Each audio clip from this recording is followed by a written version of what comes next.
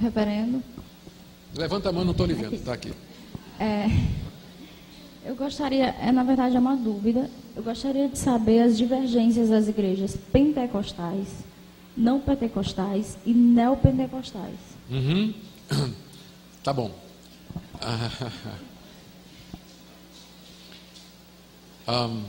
As divergências, elas são, em primeiro lugar,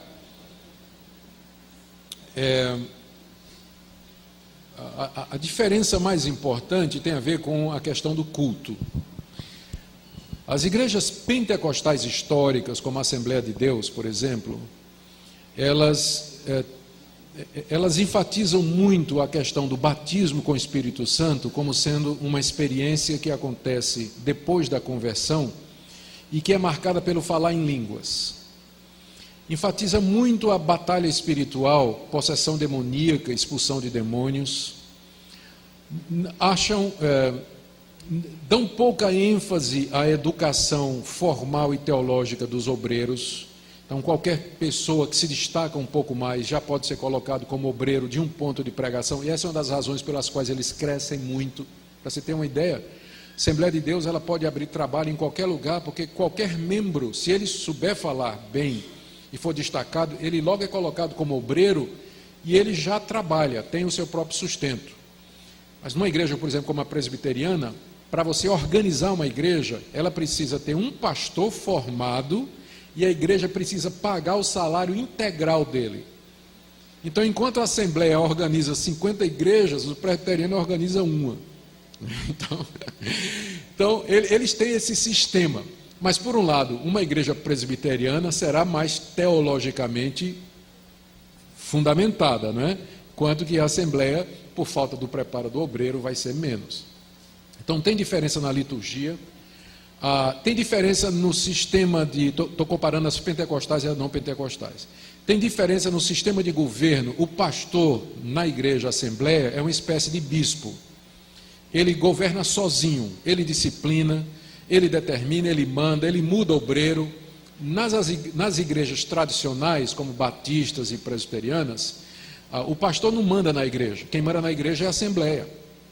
Então a Assembleia é quem exclui membros, quem chama pastor, que bota pastor para fora, que troca pastor, que decide o orçamento da igreja, que diz para onde vai o dinheiro, onde vamos abrir uma igreja, onde não vamos. Na Assembleia quem decide é o pastor, que funciona como uma espécie de bispo. Eles têm muito mais autoridade. O que é ruim, é bom porque é rápido, não precisa reunir a Assembleia para resolver problema, e quando tem Assembleia tem rolo, tem discussão, tem briga. Na Assembleia não, o pastor resolve, e está resolvido, a palavra dele é lei, é rápido, só que nunca deve ficar na mão de um homem só, porque se esse homem errar, quem é que vai corrigir ele? Não é? Então, na igreja batista e na igreja presbiteriana, o sistema é mais devagar, é mais complicado, mas é mais seguro. Né? O pastor, ele não é o dono da igreja. Né? Ele tem que responder à Assembleia, tem que responder ao conselho, à junta e assim por diante. Tem diferença na escatologia. A Assembleia de Deus, ela é dispensacionalista. Ela diz que Israel é ainda o povo de Deus. Acredita num sistema chamado de 7 dispensações. Aí é muito complicado, tem que ser uma conferência só para isso. Os batistas e os presbiterianos, as igrejas tradicionais, eles têm dispensacionalistas, mas são menos. Eles têm uma visão mais simples do como vai ser a vinda de Cristo. E assim por diante. Na Assembleia de Deus, há muita abertura para profecia, visões e sonhos. As igrejas tradicionais, elas já desconfiam um pouco desse tipo de experiência, preferem ficar mais só com o que a Bíblia está dizendo. Mas essas diferenças, você percebe, elas podem parecer profundas, mas na verdade, tanto batistas quanto presbiterianos, eles consideram os assembleianos como irmãos em Cristo. Por exemplo, a minha igreja, se vem um assembleiano se tornar membro da igreja presbiteriana, ele é recebido sem problema. Ele não é rebatizado, nada disso. Ele é aceito como membro sem problema, né? As igrejas neopentecostais, elas já são diferentes. As igrejas neopentecostais, elas são focadas na questão da bênção e da prosperidade. Elas são focadas na oferta de saúde, de avanço financeiro, em troca de o que eles chamam de sacrifícios. Os membros da igreja fazerem determinados sacrifícios, seguirem determinados rituais. Eles são sincretistas porque eles misturaram práticas do catolicismo e do espiritismo no culto. A questão da rosa ungida, que é uma prática espírita, objetos abençoados, o cajado de Moisés, sal, água, copo d'água em cima da televisão ou do rádio. Então são práticas que vêm da religiosidade popular. E aí aparecem apóstolos, gente que se auto-intitula apóstolo, com autoridade absoluta sobre determinada região.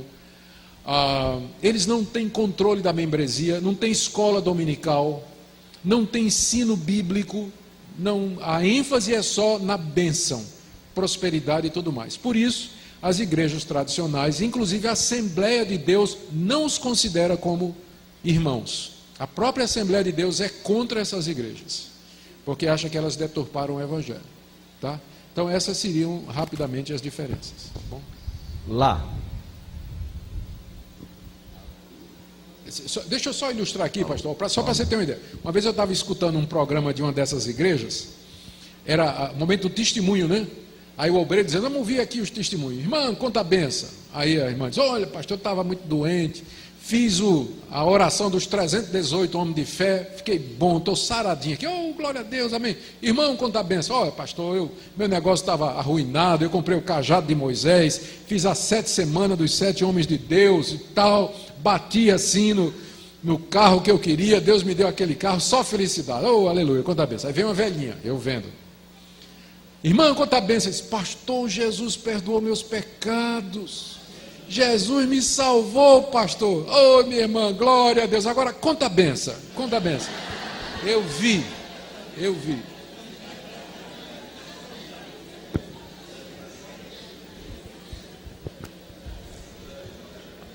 Dizer o quê, né?